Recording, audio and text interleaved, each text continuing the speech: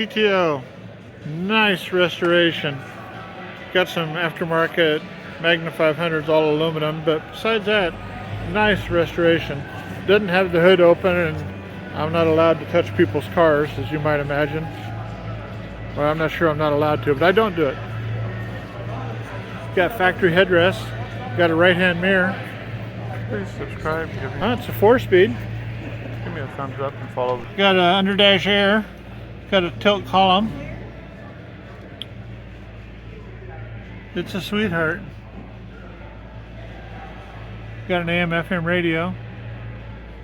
Super duper steering wheel. Console. A little deeper wheels on the rear. Says it's a 350 horse, 389 GTO, the great one. Like 66.7 GTOs.